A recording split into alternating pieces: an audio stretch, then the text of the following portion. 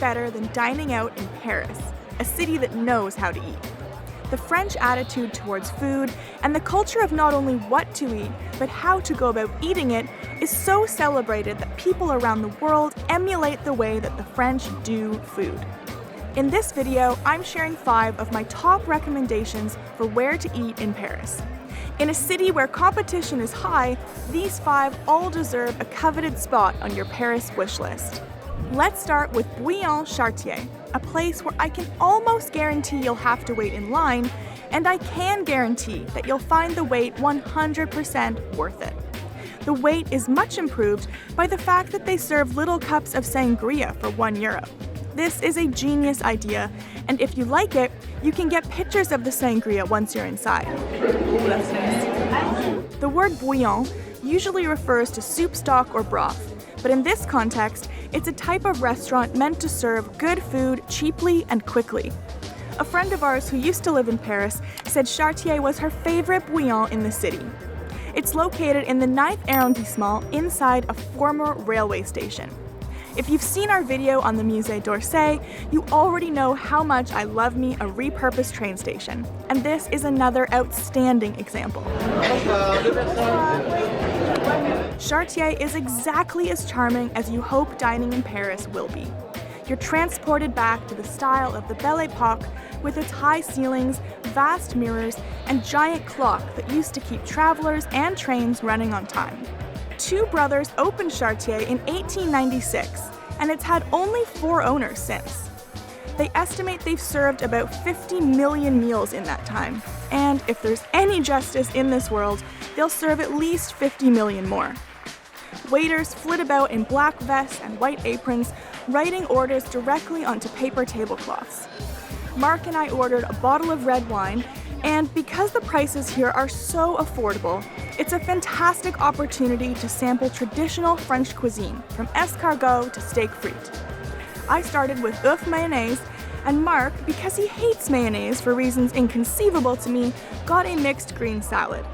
We also shared avocado with shrimp and cocktail dressing. For our main meals, we both ordered rump steak with peppercorn sauce and fries. We followed with a cheese course of both blue and camembert, which we shared, and dessert was stewed apples for Mark and chantilly cream for me. The entire meal, with a bottle of wine, appetizers, entrees, cheese course, and dessert, cost €53.90, which is really excellent value. Add to it Parisian charm and the steady hum of happy eaters, and I'd call the whole experience priceless. Next is a Paris institution with more than one claim to fame. Pied de Cochon was the first restaurant in Paris to get a license to be open 24 hours a day, 7 days a week. Since it opened in 1947, Pied de Cochon has literally never closed. Legend goes there are no locks or light switches here because they'd never be used. Perfect for night owls like me. Unlike Chartier, the ceilings here are low and cozy with red leather chairs and white linen tablecloths.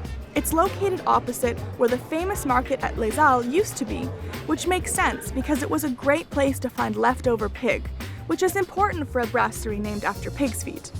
The menu is full of piggy-themed dishes, including other classic brasserie fare. We ordered French onion soup inspired by Julia Child, who loved to come here with her husband Paul to tuck into a comforting bowl. Everyone from Josephine Baker to Jean-Paul Gaultier has dined here. My favorite touch is that the bill comes with little pink piggies made of meringue. Next is Café de Flore, one of the oldest and most famous cafes in Paris that's also had its fair share of famous clientele over the years. Since it opened in 1880, it's been a hub for artists and intellectuals to meet up, work, and be inspired. Jean-Paul Sartre and Simone de Beauvoir were regulars here, and now it's a favorite spot of Ina Garten, who says it's the quintessential Parisian cafe experience. She says her idea of the perfect meal in Paris is an omelette and a glass of champagne at Flore. Located on a corner in the 6th arrondissement, it's the perfect place for people watching, and it's always been known as the place to see and be seen in Paris. I highly recommend reading Adam Gopnik's essay called A Tale of Two Cafes if you want to know more about Flore and its rival cafe. Mark and I each ordered a café au lait, which comes with the coffee and milk in separate little jugs, which elevates just having a coffee to its own experience. Oh, that's good. To eat, we each had Le Flore, which is a toasted sandwich with ham and cheese. Gooey cheese and creamy coffee on a sunny sidewalk in Paris? There's a reason the seats at Flore are so desired.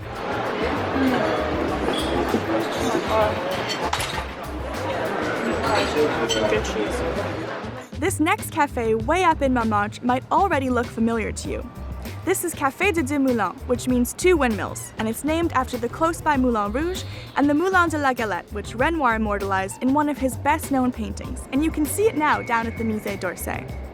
Its main claim to fame, however, is as the make-believe workplace of Amélie, in the movie named for her. Amélie is one of my favorites, so being able to visit the set would be enough incentive. But I was quickly won over as well by the pale pink paint, the neon lights, the tiled floor, and details like the vintage clock and fan. It feels authentic and lived in. Yes, of course, there are lots of other tourists here, just like at Flore, but who cares? Chances are they're also here because they loved the movie Amélie, which forms a kinship amongst you anyway. And don't get me wrong, you'll find locals here too. There's a little tribute to Amélie near the bathroom, so don't miss checking that out. I like that the cafe embraces its connection to the movie. We ordered the goûter d'Amélie, which is your choice of coffee, tea, or hot chocolate with crème brûlée, of course. I ordered mine with a café au lait and channeled my inner Amélie when cracking the top, which was extra satisfying. Next is Frenchie To Go, the smaller, cheaper takeaway spot next to a Michelin Star restaurant called Frenchie. Frenchie To Go uses the same suppliers and high-quality ingredients without the Michelin Star price tag. They serve British and American street food with a French twist, and everything is homemade. It's open for breakfast and lunch, and there are a handful of seats inside if you want to eat in, like we did. We each got the pulled pork sandwich, where the coleslaw and greens are packed in the sandwich. It was delicious, and I love the relaxed, modern style here. I hear the larger restaurant is also fantastic, and there's a Frenchie wine bar on the same street, so they have you covered from early to late. We've devoted other videos to great dining experiences in Paris, so I'll link those for you if you're interested. In Canal Saint-Martin, for example, there's a place where when you order your pizza, they give you a pink balloon. This is so cool. You can go anywhere along the canal, and they'll deliver your pizza by finding your balloon. It is so much fun, and the pizza is also legit good. Oh. I also highly recommend visiting the original La Durée for macarons and coffee served in the prettiest pastel china. You'll also want to reserve a place ahead at Angelina for both its famously thick hot chocolate, which Coco Chanel herself was a fan of, and pastry so good that a Paris pastry chef told me it was the best in Paris. For other specific recommendations on exactly what and where to eat in Paris, check out our 5 Foods to Eat in Paris video. I would add to those foods, by the way, a visit to Poulain Bakery for a taste of their iconic sourdough, best enjoyed picnic style at the Luxembourg Garden. So I'll link all those videos below, along with others about what you can do in Paris in the hours or minutes between all the delicious food. I hope you enjoyed this video. Remember to give it a like if you did, and subscribe for lots more travel adventures. Thanks for watching.